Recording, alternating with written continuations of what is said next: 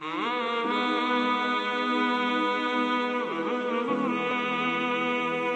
اللہ الرحمن الرحیم الحمدللہ رب العالمین والصلاة والسلام علی سید الانبیاء والمرسلین۔ آج 16 اگست 2020 ہم حاضر خدمت ہیں ایک بار پھر 26واں سنڈے کمنٹس کے ساتھ۔ ہمارا یہ جو سنڈے کمنٹس کا جو سلسلہ ہے، اس میں بہت سارے ایسی معلومات افزا سوالات ہوتے ہیں جس سے ہر ایک کو نفع حاصل ہوتا ہے، لوگ علمی نفع حاصل کرتے ہیں، ان کی معلومات میں اضافہ ہوتا ہے۔ اس لیے اس کو اخیر تک سننے کے ساتھ ساتھ دوسروں تک بھی پہنچایا کریں اور صدقہ جاریہ اس کو سمجھ کر دوسروں تک پہنچایا کریں تاکہ دوسرے لوگ بھی اس سے نفع حاصل کر سکیں۔ آج کا پہلا سوال یہ کہتے ہیں کہ کیا دوائی بسم اللہ پڑھ کر نہیں کھانی چاہیے؟ یہ سوال بہت زیادہ چرچا میں رہتا ہے کہ بسم اللہ پڑھ کر دوائی نہیں کھانی چاہیے، لیکن سچ ایسا نہیں ہے۔ سچ یہ ہے کہ ہر کام کو بسم اللہ کر کے ہی کرنا چاہیے، خواہ وہ دوائی کھانا بھی کیوں نہ ہو۔ دوائی کھانا بھی بسم اللہ کے ساتھ ہی ہونا چاہیے۔ لوگ ایسا سمجھتے ہیں کہ اگر بسم اللہ پڑھ کے دوائی کھائیں گے تو اس میں برکت ہوگی، اور برکت کا مطلب وہ سمجھتے ہیں اضافہ ہوگا، یعنی دوائیوں میں اضافہ ہوگا۔ یاد رکھیے، برکت کا پہلی بات تو بالکل مطلب یہ ہے ہی نہیں کہ کسی چیز میں مطلب 10 کا نوٹ 20 کا ہو جائے گا یا 20 کا نوٹ 100 کا بن جائے گا، ایسا تو مطلب بالکل بھی برکت کا ہے ہی نہیں۔ بلکہ برکت کا مطلب یہ ہے کہ تھوڑی دوائی کھانے سے زیادہ فائدہ ہو جائے گا۔ اگر دوائی کی برکت کی بات کرتے ہیں تو دوائی کی برکت یہ ہے کہ کم دوائی کھانی پڑی اور زیادہ فائدہ ہو گیا۔ اور پیسوں کی برکت یا کسی اور ٹائپ کی چیز کی برکت یہ ہے کہ تھوڑی چیز میں، یعنی مثال کے طور پر 100 روپے میں ہی اتنے سارے کام ہو گئے کہ بعض اوقات کئی 100 روپے میں بھی اتنے کام نہیں ہو سکتے تھے۔ یہ پیسوں کی برکت ہے۔ اس لیے ہمیشہ یاد رکھیے، کبھی بھی کوئی کام بسم اللہ کے بغیر نہیں کرنا ہے، خصوصاً دوائی تو کبھی بھی بسم اللہ کے بغیر نہیں کھانی ہے۔ ہمیشہ بسم اللہ کے ساتھ ہی دوائی کھائیں تاکہ بسم اللہ کی برکت سے اللہ کا فضل ہو جائے اور آپ کو شفا حاصل ہو جائے۔ اگلا سوال ہے، کہتے ہیں کہ آپ نے کہا تھا کہ نظر بد کی دعا بتائیں گے، ہم انتظار کر رہے ہیں، کب بتائیں گے؟ تھوڑا سا اور انتظار کیجئے، انشاءاللہ جلد بتائیں گے۔ اصل میں ہم تھوڑا سا تکنیکی مسائل میں الجھے ہیں، ہمارا فون ہمارا ساتھ نہیں دے پا رہا ہے اتنا زیادہ، اس لیے تھوڑا سا الجھن میں ہیں۔ اللہ تعالیٰ اس کا کوئی حل فرما دے تو بہرحال انشاءاللہ جلد ہی حاضر ہوں گے اس دعا کو لے کر، اور بہت ہی پیٹرن دعا ہے، بزرگوں کی مجرب ہے۔ جلد انشاءاللہ کسی کلپ میں اس کا ہم ذکر کریں گے۔ اچھا، اگلا سوال ہے جو کہتے ہیں کہ کیا انڈر ویئر پہنے بنا نماز نہیں ہوتی؟ ایسا بالکل بھی نہیں ہے، انڈر ویئر کے بغیر بھی نماز ہوتی ہے، اور آپ نے کچھ بھی انڈر ویئر ٹائپ کچھ نہیں پہن رکھا ہے، آپ نماز پڑھ رہے ہیں، بے تکلف آپ کی نماز ہو جاتی ہے۔ ایسے ہی کچھ لوگ سمجھتے ہیں کہ جی ہاف آستین میں نماز نہیں ہوتی، مردوں کی بات کر رہا ہوں، ہاف آستین میں نماز نہیں ہوتی، کچھ لوگ ایسا سمجھتے ہیں۔ اور بعض لوگ میں دیکھتا ہوں بزرگ ٹائپ جو لوگ ہوتے ہیں، وہ ہاف آستین پہننے والے نوجوانوں کو بہت زیادہ گری ہوئی نگاہ سے دیکھتے ہیں۔ اگر مجھے معاف کیا جائے تو سچائی اس طرح سے ہے کہ جس قدر اس نے ہاف آستین پہن کر برائی کی تھی، اس سے کئی گنا زیادہ اس کو حقیر سمجھ کر ہم نے برائی کی۔ کہ ایک مومن کیسے بھلے دوسرے مومن کو، ایک ایمان والا کیسے دوسرے ایمان والے کو حقیر سمجھ سکتا ہے؟ یہی تو تکبر ہے۔ تکبر کا مطلب یہ ہے کہ اپنے مقابلے میں کسی کو کم جاننا، یہی تکبر ہے۔ اب ہم تو صاحب فلاں اور فلاں والے ہیں اور یہ ہاف آستین پہن کر مسجد میں آ گیا ہے اور اس کی نماز، بھائی دیکھو ٹھیک ہے، مستقل اس کی عادت نہیں بنانی چاہیے اور یہ سنت کے خلاف ہے، لیکن اگر کوئی آ گیا ہے تو اس کو گری ہوئی نگاہوں سے نہیں دیکھنا چاہیے۔ اسی طرح سے یہ ہے کہ انڈر ویئر وغیرہ کے بغیر اگر کوئی نماز پڑھ رہا ہے تو اس پر کوئی بات نہیں ہے، اور بے تکلف نماز درست ہے، اور بے تکلف درست ہے۔ ہاں، ایک بچی کہتی ہیں کہ میری ساس اور شوہر مجھے توجہ نہیں دیتے، میں کیا کروں؟ بھائی ساس اور شوہر توجہ نہیں دیتے، سب سے پہلا مشورہ ہے حسن اخلاق کا۔ آپ ان کے ساتھ اخلاق حسنہ سے پیش آئیں، اچھے اخلاق پیش کریں، خدمت کے ذریعے سے ان کا دل جیتیں، ان کی محبتوں کو خدمت کے ذریعے سے جیتا جائے۔ آج کل کئی بار ایسا ہوتا ہے، آج کل جو بچیاں اپنے سسرال جاتی ہیں، کئی بچیاں خدمت سے بڑا دل چراتے ہیں اور وہ سمجھتی ہیں کہ بس وظائف کے ذریعے سے لوگوں کا دل جیت لیا جائے۔ ایسا نہیں ہے۔ پہلی بات تو یہ ہے کہ خدمت کے ذریعے سے دشمنوں کو بھی اپنا بنایا جا سکتا ہے، اور بد اخلاقی کے ذریعے سے اپنے دوستوں کو بھی اپنا دشمن بنایا جا سکتا ہے۔ یہ اخلاق کا کرشمہ ہے سب۔ بہرحال لیکن پھر بھی پہلا مشورہ جہاں ہم اخلاق کا دیں گے کہ ان کی خدمت کے ذریعے سے ان کا دل جیت کر ان کے دلوں میں اپنے لیے گنجائش پیدا کریں، وہیں ساتھ ساتھ ایک بہت عام اور بہت مفید مشورہ بھی، ایک عمل بھی بتاتے ہیں۔ اگر 313 مرتبہ سورہ قریش یعنی لإیلاف قریش ایلافہم رحلۃ الشتاء والصیف، یہ پوری سورہ اگر پڑھ کر 313 مرتبہ اگر عطر پر لگایا جائے اور اپنے جسم پر لگا کر جس کے بھی سامنے جائیں، جس کی نیت سے آپ نے پڑھا ہے اس کے سامنے جائیں، تو انشاءاللہ اس کے دل میں آپ کے لیے گنجائش پیدا ہوگی، اور یا پھر کسی میٹھی چیز پر یا کسی اور چیز پر دم کر کے اس کو پلایا جائے۔ لیکن پھر یاد رکھیے گا، ہرگز یاد رکھیے گا، کسی بھی صورت ناجائز کام کے لیے نہیں کیجیے گا۔ اگر کوئی شخص اس کا ناجائز استعمال کرتا ہے تو وہ خود ذمہ دار ہے، اللہ کے یہاں جا کر خود جواب دے گا۔ میں نے تو صرف جائز کام کے لیے وہ ساس اور شوہر کی توجہ حاصل کرنے کے لیے عمل بتایا ہے، ہرگز بھی اجازت نہیں ہے اس بات کی کہ کوئی ناجائز کام کے لیے اس چیز کا استعمال کرے، اس چیز یا کسی اور بھی چیز کا استعمال کرے، وہ پھر اللہ رب العزت کے یہاں جا کر خود جواب دہ ہوگا اپنے عمل کا۔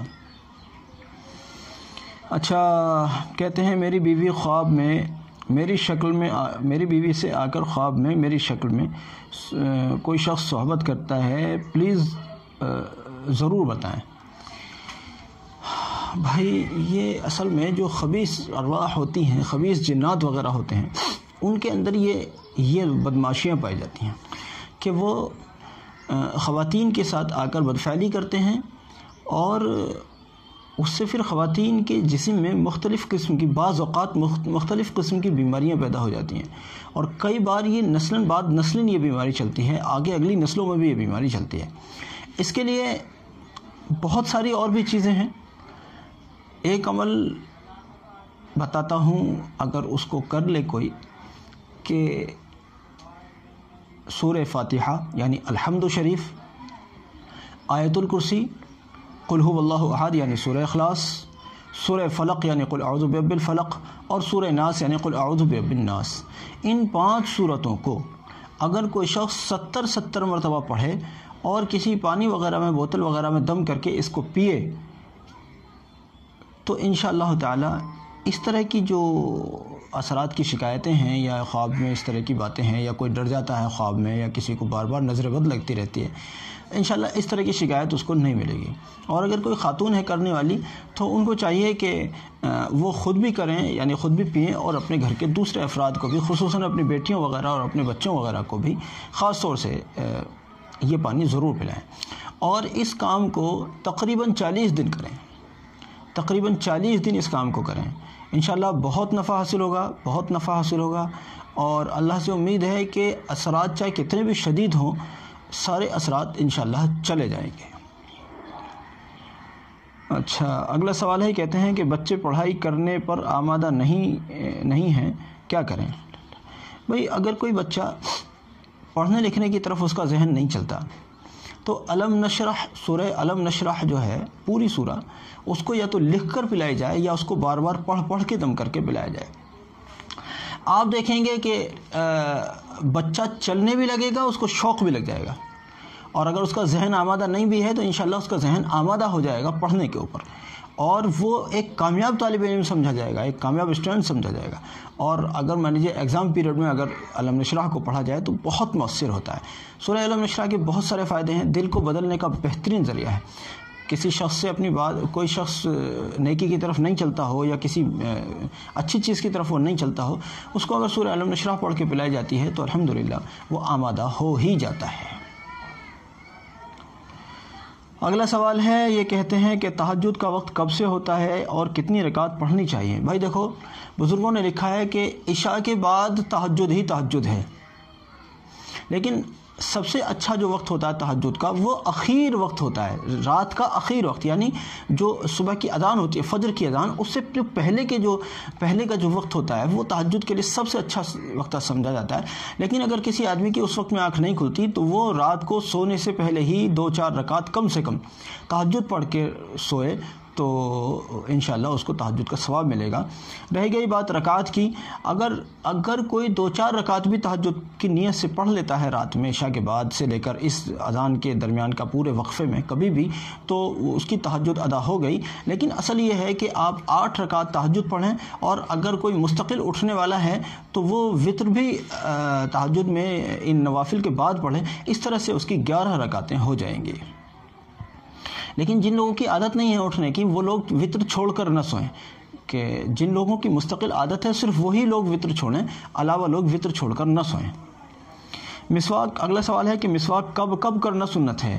بھائی مسواک ہمیشہ کرنی چاہیے، خاص طور سے ہر وضو کے اندر مسواک کرنا سنت مؤکدہ ہے، اور سو کر اٹھنے کے بعد مسواک کرنی چاہیے، ہر نماز کے لیے مسواک کرنی چاہیے، گھر سے باہر جانے کے وقت میں مسواک کرنی چاہیے، ایسے ہی جب بھی موقع ملے بہرحال مسواک خوب کثرت سے کرنی چاہیے، اور یہ مستقل سنت ہے، اور ٹوتھ پیسٹ وغیرہ، برش وغیرہ یہ اس کا مقابلہ ہرگز بھی نہیں کر سکتے۔ بہرحال مسواک سے لوگ اعراض کرنے لگے، مسواک کو چھوڑ بیٹھے، مسواک کی سنت متروکہ ہو گئی۔ مسواک کو ڈھونڈو، اگر مان لیجیے پیلو کی جڑ بھی کسی علاقے میں نہیں ملتی تو اس علاقے میں جس بھی درخت کی جڑ مل جاتی، جس بھی درخت کی ٹہنی مل سکتی ہے اسی درخت کے ذریعے صحیح، لیکن مسواک کریں۔ اصل تو پیلو کی جڑ ہے، لیکن جہاں وہ نہ مل سکیں وہاں جو بھی ملے بہرحال مسواک کی جائے۔ اگلا سوال ہے کہ حاجت پوری ہونے کے لیے کوئی آسان عمل بتا دیجئے۔ حاجت کے پورا ہونے کے سلسلے میں ایک بہت ہی مؤثر اور بہت مجرب عمل بتاتا ہوں، بہت کامیاب چیز ہے۔ آپ چاشت پڑھیے، جب سورج اونچا ہو جاتا ہے اس وقت میں چاشت پڑھی جاتی ہے، آپ 4، 6، 8 رکعت تک چاشت کی پڑھیے، اور چاشت کے بعد 1500 مرتبہ یا سمیعو پڑھیے، یا سمیعو، یہ اللہ کا نام ہے، اللہ کے ناموں میں سے ایک نام ہے السمیعو، اللہ کا نام ہے نا، اس کو یا سمیعو پڑھنا ہے اور 1500 مرتبہ پڑھنا ہے۔ اس کے بعد اللہ رب العزت کے حضور اپنی حاجت کے لیے دعا کرنی چاہیے۔ آپ یقین جانیے انشاءاللہ چند ہی دنوں کے اندر اللہ رب العزت کے فضل سے مسئلہ حل ہو جائے گا۔ آپ جس حاجت کے لیے دعا کر رہے ہیں انشاءاللہ وہ حاجت پوری ہو جائے گی۔ اگلا اور آخری سوال ہے، کہتے ہیں کہ مسجد جانے سے پہلے پیاز کھانا کیسا ہے؟ ہم دیکھتے ہیں لوگوں کو کہ لوگ بالکل اس چیز کا اہتمام نہیں کرتے۔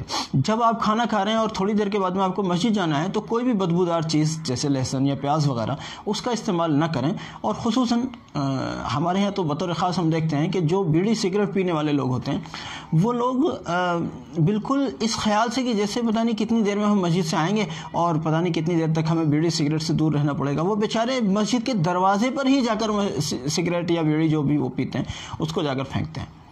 کیسا ظلم کر رہے ہیں وہ۔ اب اندر روحانی مخلوق رہتی ہے، اندر نور، جب اس وقت میں مسجد میں کوئی بھی نہیں ہے اس وقت میں بھی مسجد خالی نہیں ہوتی، وہاں نورانی مخلوق بستی ہے، اور اس نورانی اور روحانی مخلوق کو آپ کی ان بدبودار چیزوں کے کھا کر جانے سے تکلیف ہوتی ہے۔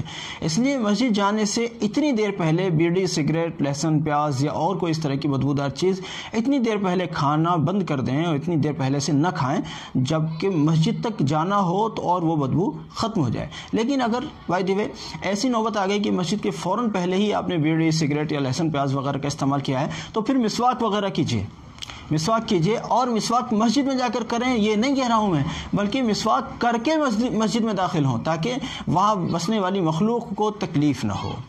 یہ آج کا ہمارا مختصر سنڈے کمنٹ تھا۔ امید ہے کہ آپ حضرات نے اس سے خوب استفادہ کیا ہوگا۔ گزارش ہے اس کو سب لوگوں تک پہنچا کر خوب صدقہ جاریہ اپنے لیے پیدا کریں۔ جزاکم اللہ، السلام علیکم ورحمۃ اللہ۔